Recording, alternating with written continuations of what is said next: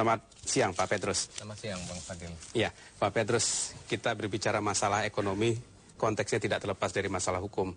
Karena bagaimanapun investor akan mau masuk ke dalam negeri, menginvestasikan modalnya dengan catatan mereka akan ada suatu kepastian hukum. Bagaimana komentar Pak Petrus? Ya, benar sekali Bang Fadil ya.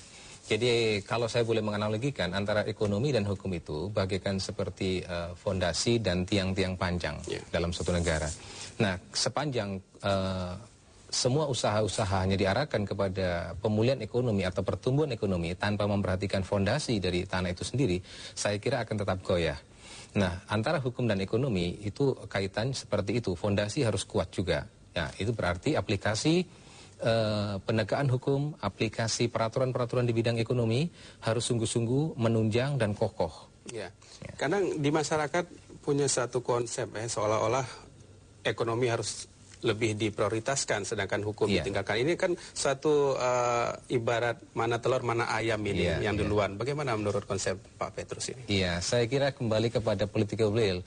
Kalau kita amati sejarah kita, memang sejak zaman Bung Karno kurang ramah terhadap hukum ya. Lalu demikian juga ketika zaman Pak Harto sangat jauh dari hukum dan demikian juga sekarang walaupun sedikit sudah mulai terangkat masalah supremasi hukum tapi toh belum memadai. Nah, ini tadi disebutkan sebagai conditio sine qua non. Itu tepat sekali bahwa tidak ada suatu negara yang pada titik tertentu mencapai tahapan perkembangan ekonomi tanpa atau meninggalkan hukum. Nah, ini suatu kondisi yang rawan karena pada saat di mana kesadaran orang berkaitan dengan properti menjadi tinggi, maka di sana orang segera akan mencapai suatu titik kesadaran hak. Nah, untuk hal ini kalau masalah-masalah supremasi hukum diabaikan, maka dunia ekonomi tetap akan kacau. Ya, namun dalam tataran praktek ya Pak Petrus, orang menganggap dengan adanya hukum malah akan mengganggu sektor ekonomi. Ini katanya ya mungkin sektor hukumnya akan terlalu banyak aturan, nanti bisa-bisa nanti ekonominya terhambat. Ini bagaimana? Iya, statement ini saya kira tidak seluruhnya benar, tapi juga tidak seluruhnya salah. Dalam arti begini, bahwa ketika kita melihat sisi gelap hukum di dalam praktek, khususnya dalam praktek peradilan, di dalam praktek orang mencari keadilan di pengadilan, memang banyak sekali nuansa negatif.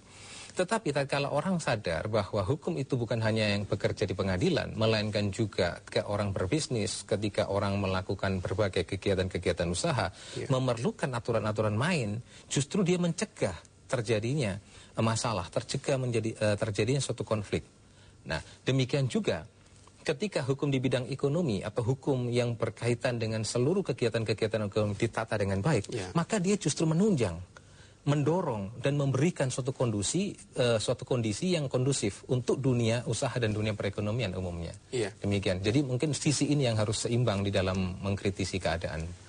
Tapi kembali lagi di dalam pelaksanaan dalam praktek kita melihat seolah-olah hukum ini agak sedikit dikesampingkan karena dia harus ekonomi yang lebih maju, karena kalau dengan seiring sejalan begitu ini agak sedikit terjadi boleh dikatakan bias begitu. Apakah hal tersebut benar demikian Pak Petrus? Saya tidak sependapat untuk pandangan seperti ini karena tatkala kita meninggalkan salah satunya, maka tidak akan tercapai yang disebut negara kesejahteraan atau welfare state itu.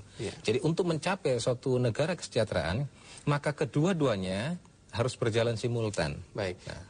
Tapi tadi kita mendengar beberapa informasi bahwa ini suatu hal yang dilematis. Bagaimana kita bisa menegakkan supremasi hukum apabila perangkat-perangkat hukum sendiri itu menjadi sedikit dalam tanda kutip bermasalah begitu. Kita memberikan satu ilustrasi, misalnya bagaimana hakim bisa memproses suatu perkara ketika di saat itu pula hakim dalam struktur mungkin sistem penggajiannya ini dan jaksa demikian, ini suatu hal yang sudah boleh dikatakan titik kronis ini untuk membenahi. Gimana kita membenahi, sedangkan aparat sendiri kita belum siap untuk membenahi. Pendapat Pak Petrus bagaimana? Iya, benar sekali Bang Fadil. Jadi demikian, kalau kita melihat situasi negatif kondisi hukum dewasa ini, maka tentu saja tidak pada tempatnya apabila sorotan kita hanya menyangkut masalah akibat atau masalah fenomena saja, yaitu buruknya kondisi penegakan hukum, tanpa melihat secara holistik. Khususnya menyangkut struktur, menyangkut sistem manajemen pemerintahan atau sistem manajemen dalam kekuasaan yudikatif, kemudian struktural dan budaya hukum. Saya kira ini harus dilihat dalam satu kesatuan konteks yang holistik. Nah, sehingga dengan demikian, kalau kita mengendaki negara ini bersih dari praktek-praktek korupsi, maka juga pemerintah harus konsekuen di dalam memperhatikan kondisi ekonomi dari kehidupan hakim itu sendiri, polisi, jaksa, demikian juga masalah-masalah sistem dan struktur, juga harus dibenahi secara simultan. Nah, pandangan yang holistik demikian inilah yang diperlukan di dalam mencermati buruknya penegakan hukum. Ya, oke, kita akan berbicara masalah ekonomi, tapi kita tidak bisa tinggalkan hukum. Nah, ada mungkin satu konsep dari Pak Petrus melihat kondisi-kondisi yang telah kita bicarakan tadi, bagaimana ekonomi kita bisa kembali bangkit, ya, tapi supremasi hukum itu tetap ditegakkan gitu.